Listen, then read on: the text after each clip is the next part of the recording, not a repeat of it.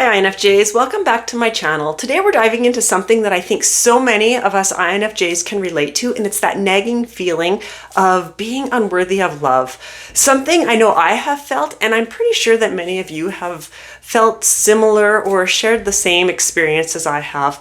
I want to unpack today, not just share my own experience, but I want to offer a perspective that I hope can shift something for you when it comes to feeling worthy of love. We tend to hold ourselves at incredibly high standards. We're idealists, we're dreamers, we're perfectionists. And while these are all strengths of ours, they can also be what holds us back when it comes to feeling deserving of love. So let's talk about this inner critic that we have, those high standards, and how we can reframe this idea of worthiness altogether. If you're new to my channel, welcome. My name's Trina. I'm an INFJ and I'm also autistic. I created this channel with hopes of helping people like myself feel seen, heard, and understood. And I wanted somewhere to share resources, things that have worked for me and I know can help other INFJs. So don't forget to check the resource section out in the description of this video. I also help INFJs heal their self-love through classes, coaching, and community. So welcome to my channel. I hope you find it helpful. If you're returning, I'm glad you came back. I invite you, if you haven't yet, to subscribe to my channel and like this video. I would appreciate the support. Before we get going, I do want to remind you I opened up a second session for the INFJ meet and greet, casual virtual meet and greet where we can just go hang out, meet other INFJs, really relax, have fun, and enjoy it. So if you've been struggling to meet other INFJs, check out the link in the description of this video. I opened up a second date. My first date sold out, so I opened up a second date. Okay, enough about that. Let's get into this. Let's first talk about the inner critic. I love talking about the inner critic because I have a very powerful inner critic that isn't always helpful in life at all. So if you're anything like me at all, you probably have this voice inside that seems to be running commentary on like everything we do and everything that we don't do. And it is so relentless, right? I know mine can be if I'm not mindful of it. It will point out every perceived flaw that we have about ourselves, every mistake, whether it's big or little, and every moment where we think we have fallen short. And this inner critic will keep us dwelling on it. For INFJs, this voice can be very brutal because we are so introspective, right? We overanalyze ourselves to death at times. I know I do, again, if I'm not mindful of it. So this voice, it convinces us that we need to fix ourselves before we can be loved. My inner voice had me believing that I was beyond repair, that I was so broken, that there was nobody in this world that was as broken as me, so there was no way that I can fix myself. It was completely impossible. It was horrible. That's what it had me believing. But here's the kicker. This voice can feel real and it can feel like the truth, but it's not. It's not at all. Next, we have our role of high standards, okay? So we have this vision of love. Actually, we have a vision for like everything, but let's just focus on love for today. So we have this vision of love that's beautiful and it's pure and it's so meaningful and it's like perfect, right? A lot of us have that vision. We want connection that goes deep, that's real, that's unique, and it's going to be everything we've ever dreamed of, right? We have this vision. This is what we think it's going to be. Now, this isn't like a bad thing, but here's where it gets tricky. When we hold love at high ideals like that, or a high vision, is what I like to call it, we believe that we have to meet that ideal, those ideals ourselves before we can deserve it back.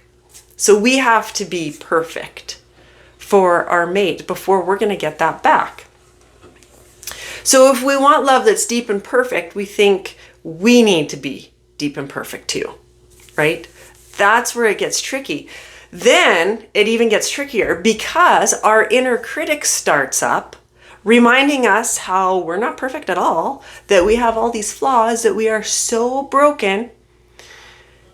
And this vision becomes a vicious cycle.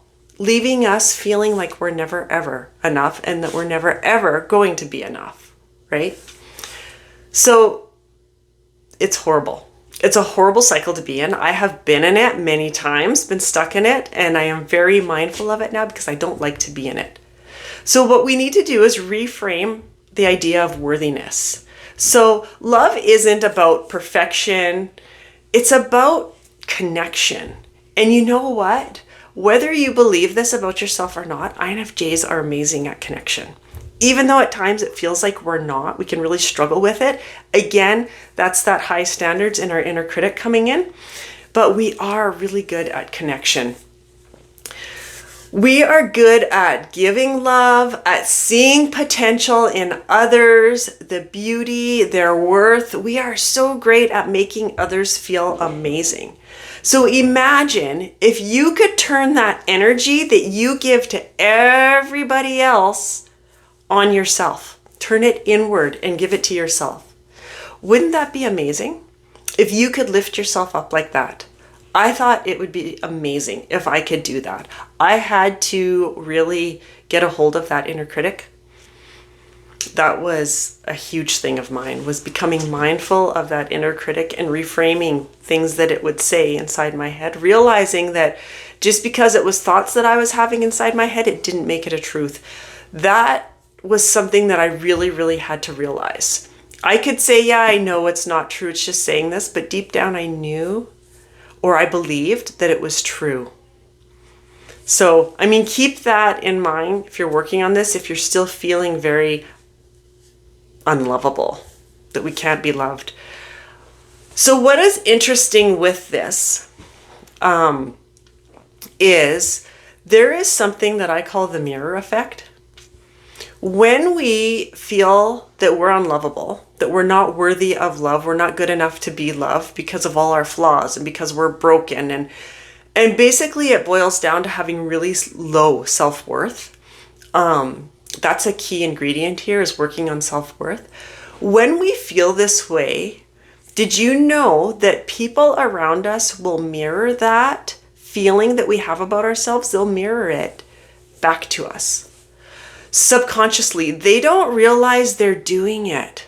That's where it becomes fascinating. They will pick up subconsciously on the cues that we put out there that we're mirroring. I guess you'd call it mirroring. We're putting out those cues that we're not good enough, we're not worthy, we don't deserve somebody who is connected to us, who is devoted to us, who, is everything. Like when we get into a relationship, I don't know about you guys, but for me, when I get into a relationship, I pour my all into it. And there comes a point where I expect that in return. However, I wasn't putting the cues out for my partner that I was deserving of it. So they would take what I was putting out, right? They would take all the love, the support, the connection, whatever it was that I was putting out. Subconsciously, they were also taking those cues that I was not worthy, that I was not good enough to have love. That's what I felt about myself. So they would treat me accordingly. Again, they didn't realize, at times they did realize they were doing it, but a lot of time people don't know that they're doing it because this is all done on a subconscious level, and it gets really interesting if you do research on that. So I wanted to throw that in there because this is also going to play a part on us feeling that we deserve love. If we truly feel that we are undeserving of love, and that is what we are putting out into the world, that is what we are going to get back. So getting a hold of that inner critic, being mindful of it, and realizing how that inner critic works with our high standards, our high vision of what we think love should be like, and just spending some time and reflecting on that is going to make a huge difference. And then working on your self-worth is another key component to that. I'm going to share with you something that works really well to start you going on building self-worth, because if you're like me, I would be wondering, okay, so now I got to build self-worth. Where do I start with that? That was me. Where do I start? Because it seems like it's one thing after another when you're working on yourself, right? No fear. I have a cool little exercise that works really good and doesn't take a lot of time, but it works really good to build self-worth. And it's called a Mirror of Truth journal. So what I want you to do is grab a journal that's just dedicated for this purpose. That's it, or you know what? I don't even always use a journal. I'll use just paper laying around, and I have papers like all over my house because I'm writing things down when I feel that I need to write things down. You can even save it on a file in your computer if you're a typer. Whatever works for you, do it. We're going to affirm truths about ourselves. In order for this to work, we need to be honest, and we're not going to affirm what our inner critic is saying. So when I say this, let me explain how this is going to work, and then I'll go back to my thought. So every evening or any time of the day that's going to work best for you, I want you to write down how you showed your worth that day. So I showed my worth by, that's the sentence. I showed my worth by. So it could be something like listening deeply to a friend that was struggling. That is showing your worth, that you did that for them. Or I showed my worth by taking a moment of rest for myself instead of getting caught in overthinking. We can feel that overthinking starting. So stepping back and saying, I'm not going down this road right now. I'm going to take a moment. I'm going to go distract my brain so I don't overthink. That is showing your worth. This becomes a collection of evidence of your worth based on actionable truths. Now, back to the thought that I was having. If you're in a dark place, I call it a dark place. If you're in a spot like I was when I first started working on myself, this would have been a really hard task for me because I said that it's a collection of evidence of your worth. I would have not believed that there was evidence to show that I was worth anything because I thought that I was so useless and worthless. So having that thought really blocked me from being able to see my worth. I had to clear that thought. I had to realize that's just a thought I was having. Thoughts don't mean anything. They're thoughts. They will control our actions.